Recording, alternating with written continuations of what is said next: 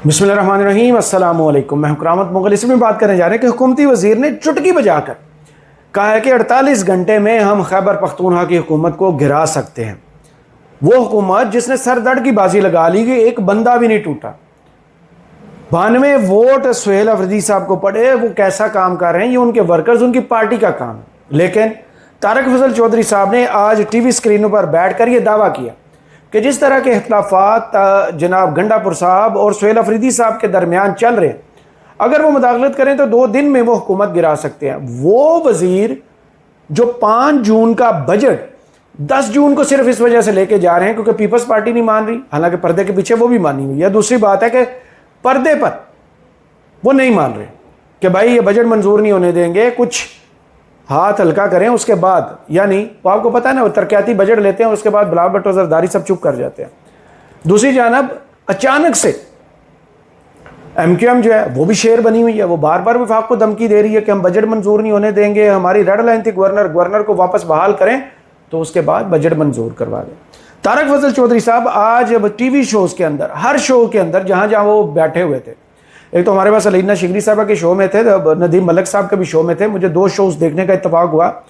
वहाँ वो बता रहे हैं कि हमारी इत्तेहादियों से मुशावरत मोरी नहीं हुई अभी तक, यानी इख्तलाफात है बजट पर। वो बजट जो इस हुकूमत ने, पीपल्स पार्टी ने, MQM ने कुछ लेना देना नहीं है। वो बजट जो हमें MQM जनाब तैयार करके देती है, हुक्म जारी करती है कि ये कर दो वो कर दो, उस पर भी ये आपस में बैठ कर लड़ रहे हैं कि भाई ये बात मानो वो बात जो है वो निकालो। जो हुकूमत बजट पर लोगों को इत्तफाक नहीं कर सकी, जो इत्तेहादी जमातें हैं, हुकूमत के पास देने को बहुत कुछ होती है, और वो हुकूमत जहाँ पर अब जानबूझ के इख्तलाफात को बढ़ाया जा रहा है।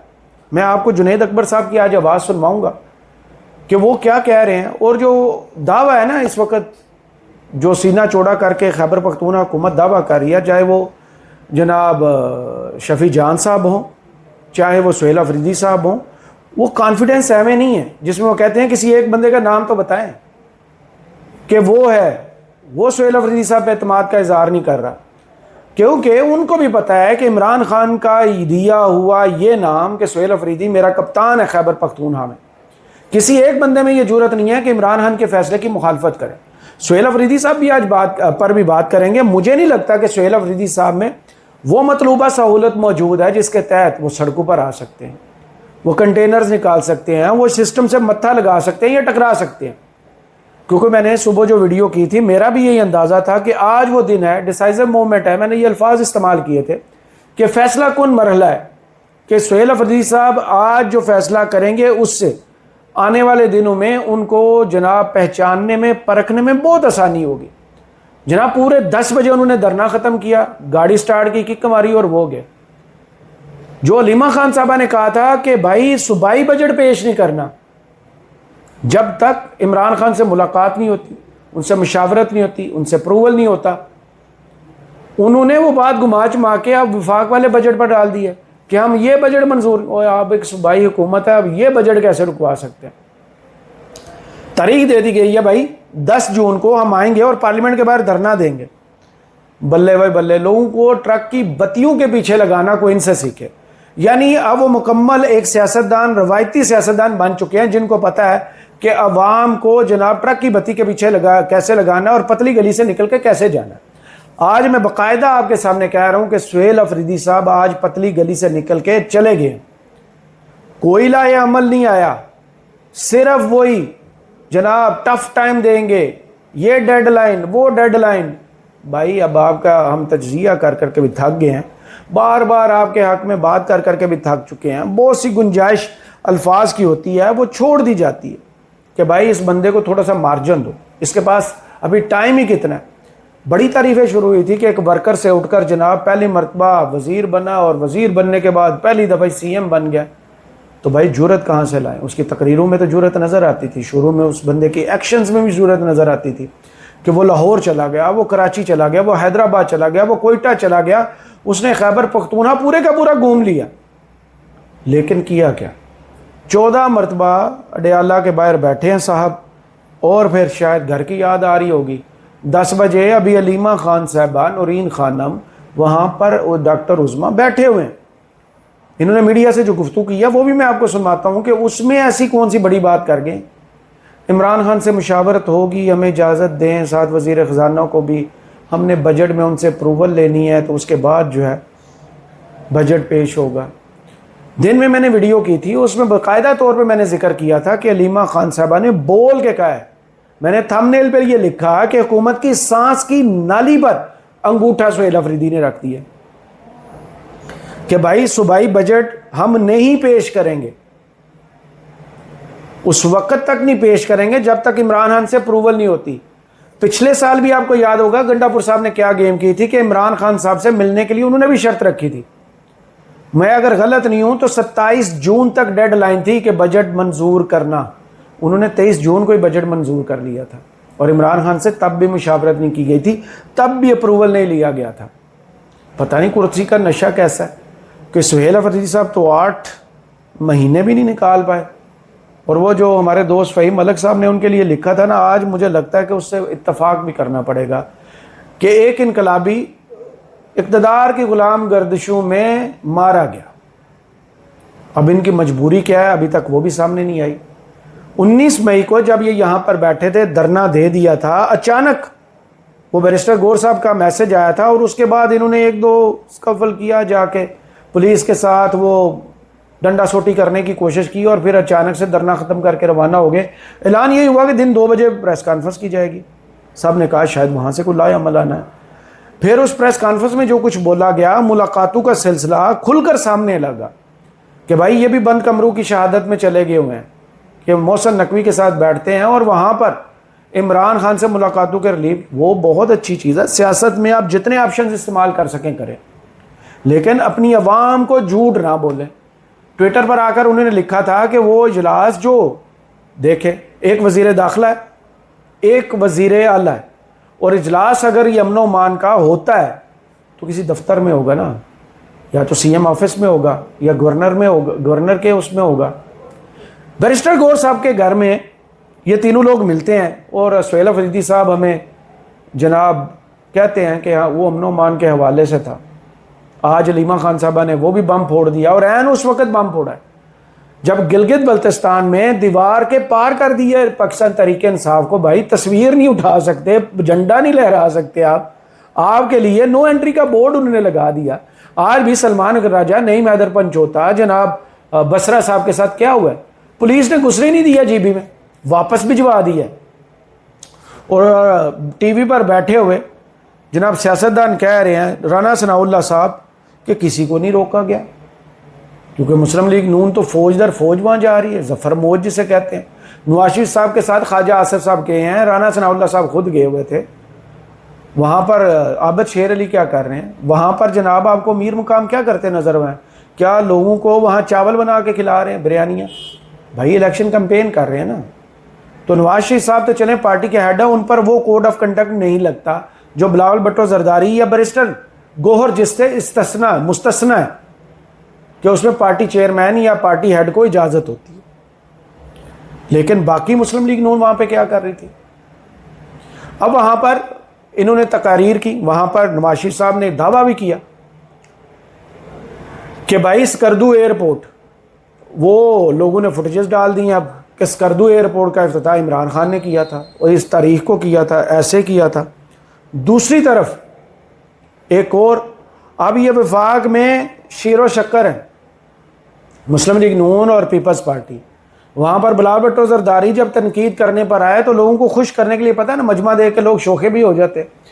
तो कहते हैं कि यहाँ पर एक मेहमान आया है, अगर मैंने पीपल्स पार्टी के सारी कारकर्दगी और कारनामे गिनवाने शुरू किए तो वो बुरा मान जाएंगे, यानी नवाज शरीफ साहब। अल्लाह खैर सल्ला करके नवाज शरीफ साहब को अगर आज जाती उम्रा से उन्होंने धक्का देके इधर निकाल ही दिया था तो वो वहाँ पर पूछ रहे थे मुझे क्यों निकाला, मुझे क्यों निकाला। भाई उसी तरह आपको निकाला जैसे जेल से जिन्होंने निकाला था, उन्होंने उसी तरह असम्बली में वापस भिजवाया, उसी तरह हुकूमतें दे दी। गिला शिकवा किसका? और लोगों ने बड़ा अच्छा तबसरा किया नवाज शरीफ साहब, क्योंकि पर्ची से ही तकरीर माशाल्लाह से उन्होंने की है और तकरीर भी उनको वही 6 साल पुरानी दे दी है जो मरहूम इरफान सिद्दीकी साहब लिखते थे। मिनोअन वही चीज़ें। नहीं पता कि जनाब के वो 3 दफ़ा वज़ीर आज़म रहे हैं, नहीं पता उनको कि 2 दफ़ा शहबाज शरीफ साहब वज़ीर आज़म है, अभी भी उनकी हुकूमत है। वहाँ इतने मासूम और भोले बन के सड़कें ख़राब हैं, लोड शेडिंग है, मोटरवे नहीं है, बनानी थी नहीं बनाई, डैम बनाना था नहीं बना। जब सारा चार्जशीट कर चुके तो लोगों ने मशवरा दिया कि भाई इस बंदे को आप जाती उम्रा के कमरे में बंद करके बाहर से ताला लगा दें, क्योंकि ये जहाँ भी आएंगे अपनी हुकूमत की छतरोल शुरू कर देते हैं और उन्हें ये भी नहीं समझ आती, क्योंकि वो अपने आप को ना अभी भी वो स्टेट ऑफ उससे निकले ही नहीं है साइकोलॉजिकल के वो वज़ीर आज़म जब थे तब भी पाकिस्तान तरक्की कर रहा था, जब से वज़ीर आज़म की कुर्सी से उतरे हैं पाकिस्तान तरक्की नहीं कर रहा। बात कहीं और निकल गई। आते हैं सुहेल अफरीदी पर और उसके बाद तारक फजल चौधरी साहब के जनाब दावे और उसके ग्राउंड रियलिटी है क्या खैबर पख्तूनख्वा में। अब सुहेल अफरीदी साहब ने सबसे प्यारा काम किया है कि लोगों का टाइम ज़ाया नहीं किया उन्होंने। लोग बैठे हुए थे, उसके बाद बारिश भी हुई है पिंडी इस्लामाबाद में, पूरे 10 बजे जैसे किसी फैक्ट्री में या ऑफिस में आप काम करते हैं ना कि 10 बजे घंटी बजे या आप घड़ी देखते हैं कि 10 बज गए हैं, चले दफ्तर बंद हुआ छुट्टी होगी घर चले, पूरे 10 बजे उन्होंने कहा कि अल्लाह हाफिज़। जो मीडिया से गुफ्तगू की है उसकी 2-4 चीज़ें मैं आपको बता देता हूँ। एक तो अलीमा खान साहबा ने उनसे अपने बजट का कहा था कि पेश ना करें, उन्होंने वो वफाक पे डाल दिया कि हम वो मंजूर नहीं होने देंगे, यानी बात को पूरे का पूरा वो घुमा के चले गया जैसे सियासतदान करते हैं। दूसरा उन्होंने कहा है हम चाहते हैं इमरान खान इस बजट को पहले देखें, मशवरा दें, करप्शन के इल्ज़ाम हर कोई लगाता है, सबूत लेकर आएँ। उसके बाद उन्होंने कहा है एक और बात जो उन्होंने की कि अब वो 10 जून को डेडलाइन देते हैं, अल्टीमेटम देते हैं वफाक को, वो 10 जून को आएंगे और पार्लियामेंट के बाहर धरना देंगे। भाई क्या फ़र्क पड़ेगा आपके उससे, जहाँ धरना देना था वहाँ 10 बजे आप छुट्टी करके चले गए। वहाँ लोगों ने उम्मीद लगाई हुई थी कि सुबाई पूरी हुकूमत आई है। ये जो बार बार अल्फाज इस्तेमाल करते हैं ना सुहेल अफरीदी साहब, 4.5 करोड़ अवाम की तौहीन है, मुझे रोका गया। भाई आज आपने उन 4.5 करोड़ अवाम की तौहीन खुद की है। उन्होंने मैंडेट आपको इमरान खान का दिया हुआ है और इमरान खान ने आप पर इत्मीद इस वजह से किया हुआ है क्योंकि गंडापुर साहब मज़ामती सियासत से तौबा शायद कर चुके थे, वो कुर्सी के पीछे से हाथ मिला चुके थे उन लोगों से जिनके खिलाफ उन्हें तहरीक चलानी थी। आप पर उन्होंने एतमाद किया कि जवान बंदा है, गर्म खून है, निकलेगा सड़कों पर। गर्म खून जो है वो ठंडा पड़ जाता है पिंडी आके। अब ज़्यादा तनकीद से लोग बुरा मान जाते हैं, लेकिन हकीकत यही है कि अब भी वक्त है। सुहेल अफरीदी साहब पर अगर सारे लोग एतमाद कर रहे हैं, जब उनके साथ पूरी पार्टी के सीनियर्स खड़े हैं, बेशक गंडापुर साहब उनके खिलाफ हों लेकिन खुलकर वो भी सामने नहीं आए, उनकी भी जरूरत देख लीजिए कि किसी एक जगह पर भी वो जो व्हाट्सएप ग्रुप किया ना वो पर्सनल है, किसी एक भी फोरम पर उन्होंने सुहेल अफरीदी के खिलाफ कोई बयान नहीं दिया, ना ही आए हैं सामने, इतनी जरूरत भी नहीं है। अब उन्होंने जो मीडिया से गुफ्तगू किया अब सुनिए और सर दुनिए। वज़ीर आला खैबर पख्तूनख्वा फैक्ट्री नाका अडयाला से वापस पेशावर रवाना, उन्होंने रवानगी से कबल जो मीडिया से गुफ्तगू किया वो सुनिए। अगर इस मरतबा भी दीवार से लगाने की कोशिश की गई तो मुल्क भर से पार्लियामेंटेरियन 10 जून को कौमी असम्बली के सामने धरना देंगे और वफाकी बजट भी पास नहीं होने देंगे। 2024-26 का बजट पेश करने 27 का बजट पेश करने जा रहे हैं। मुतालबा है कि KP हुकूमत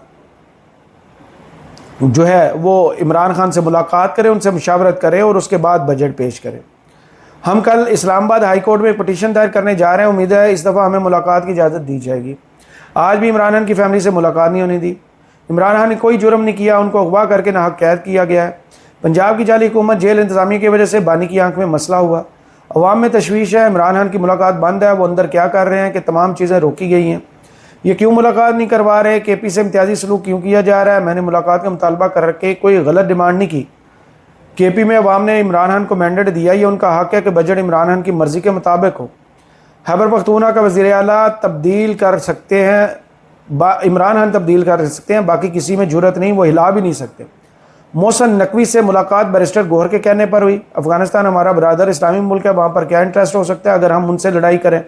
किसी की खुशनुदी के लिए उनसे तल्लुकात ख़राब हो रहे हैं, बजट में इमरान खान की हिदायत को शामिल किया जाए। जनाब ये सारी वो बातें हैं जो हम बार बार सुन चुके हैं। अब चलें इनको थोड़ा सा मार्जिन दे देते हैं कि मजबूर होंगे। अब आते हैं उस चैलेंज की जानिब जो कि चैलेंज दिया है जनाब तारक फजल चौधरी साहब ने, पार्लिमानी अमूर के वज़ीर। वही जिन्होंने टीवी पर बैठकर ऐलान किया था ना कि इमरान खान की मुलाकातों पर पाबंदी है, जो बार बार ये कहते हैं कि इमरान खान को जब अस्पताल लाया जाता है तो फैमिली और उनको एतमाद में लिया जाता है, वही तारक फजल चौधरी साहब। अब उन्होंने अलीना शिगरी साहबा के शो में बैठ के, जो उन्होंने खुद तारक फजल चौधरी साहब ने ट्वीट किया ना वीडियो, उस पर एक तो लिखा हुआ है लेवल प्लेइंग फील्ड में किसी किस्म की कोई छेड़छाड़ नहीं हो रही, जहाँ पाकिस्तान तहरीक इंसाफ पार्टी ख़त्म कर दी गई, जहाँ पर सिंबल छीन लिया गया, और ये इतने नालायक और नाअहल लोग हैं कि खाली मैदान में भी ये जीत नहीं सकते, इनको फिर भी फॉर्म 47 की ज़रूरत पड़ती है। आपने गुलाम भुट्टो जरदारी का कल का बयान तो सुना होगा ना। अब ये कह रहे हैं जो फ़्लाइट असद कैसर साहब की मिस हुई है वही ख्वाजा साद रफीक साहब की भी मिस हुई है, तो ख्वाजा साद साहब ने जो नालायकी नाअहली बेहिसी का लिखा था वो भी आप बता दीजिए। उन्होंने तो बाकायदा खुल कर लिखा था। तहरीक इंसाफ को मशवरा है कि गिलगित बल्तिस्तान में उनकी हुकूमत बने या ना बने, केपी में अपनी हुकूमत बचाएं। ये आपस में लड़ रहे हैं, सूरत में जीबी या कश्मीर में हुकूमत नहीं बनती। ज़रा सुनिए। बात में है प्लेइंग फील्ड में कोई डिचेज हो या हिचेज हो, ऐसी कोई बात नहीं है। जो फ्लाइट असद कैसर साहब की मनसूख हुई है वो फ्लाइट साद रफीक साहब की भी मनसूख हुई है। उसमें कोई टेक्निकल इशूज थे या सिक्योरिटी के इशूज थे, रश पड़ गई और गाड़ियों की चेकिंग में सारा मामला हुआ, तो लिहाजा हमारे जो सीनियर लीडर हैं उन्होंने ट्वीट भी किया उसके ऊपर और अपने गम गुस्से का इजहार किया साद रफीक साहब ने। और यकीन मानिए आज ही देखें अल्लाह की तरफ से बंदे की बेइज्जती होनी होती है इनके लिए। वो जो आज पुलिस ने, जीबी पुलिस ने सलमान राजा साहब, नईम हैदर पंचोता साहब और बसरा साहब, शौकत बसरा साहब को की गाड़ी जीबी में दाखिल नहीं ना, उन्हें वापस घुमा दिया, तो वो तो किसी फ़्लाइट से नहीं जा रहे थे, उधर तो कोई सिक्योरिटी थ्रेट नहीं था। तो वो मामला भी इनको बता देना चाहिए था कि हाँ पुलिस ने उनकी हिफाजत के लिए कहा कि जीबी में आपकी जान को ख़तरा है, आप वापस चले जाएँ। क्या लाजक देते हैं कि मैं उन्हें मशवरा देता हूँ सियासी कारकुन की हैसियत से कि गिलगित बल्तिस्तान की गवर्नमेंट जो आप लेने की कोशिश या बनाने की कोशिश कर रहे हैं जीबी में पाकिस्तान तहरीक इंसाफ, वहाँ पे वो बनेगी या नहीं बनेगी, बराए मेहरबानी आके सबसे पहले अपनी केपी की गवर्नमेंट बचाएं। जो यहाँ पे लड़ाई लगी हुई है और दो आगे अली मीन गंडापुर और सोहेल अफरीदी ग्रुप में जो लड़ाई में शिद्दत इख्तियार कर चुकी है, इसमें गवर्नमेंट अभी अपना हिस्सा नहीं डाल रही। हम अपना हिस्सा डालें ना तो ये 2 दिन में सोहेल अफरीदी की गवर्नमेंट गिर जाए। तो मेरी उनसे गुजारिश है कि जनाब तवज्जो दें। 2 दिन में ये हुकूमत कैसे गिरा सकते हैं? या तो इमरान खान जो हैं वो इनके हक़ में बैठ जाएं, क्या मैं मुस्लिम लीग नून ज्वाइन कर रहा हूँ, पीटीआई छोड़ रहा हूँ, तो जनाब हम मान लेते हैं कि 24 घंटे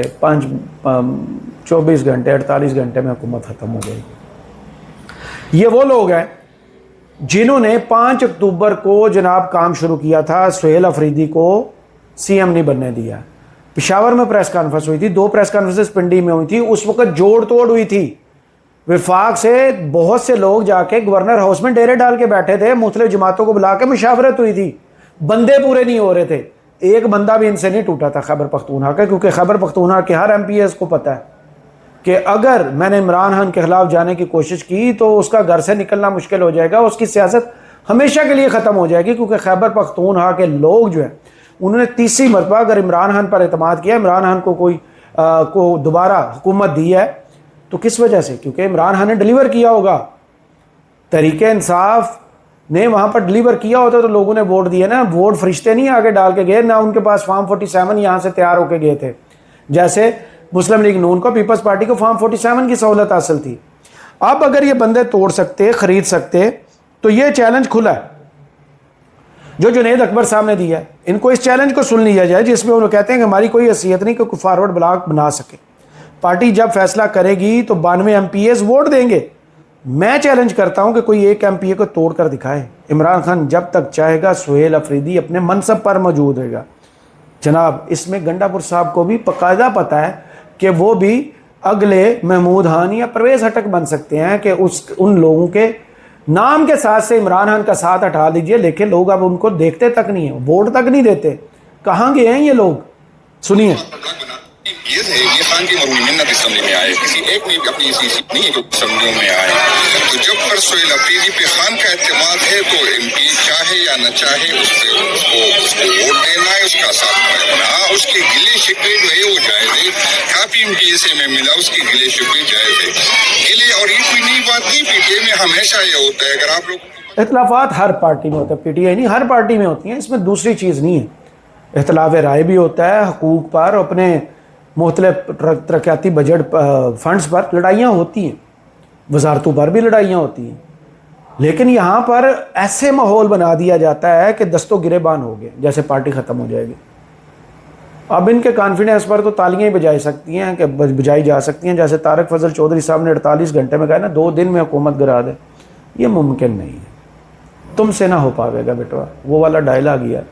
मज़ीद अब क्या बात करें, क्योंकि सुहेल अफरीदी साहब जो आज कर गए हैं, उसके बाद जो बातें भी होंगी वो आप लोगों को पसंद नहीं आएगी, क्योंकि ग्राउंड रियलिटी तो यही है भाई कि वो बंदा आपको बहुत बड़े ट्रक की बहुत बड़ी बत्ती के पीछे लगा के निकल गया। करामत मुगल को फिलहाल इस वीडियो से इजाज़त दीजिए, अपनी दुआ में याद रखिएगा और कमेंट्स बॉक्स में ज़रूर बताइए वीडियो आपको कैसी लगी। अल्लाह हाफ़िज़।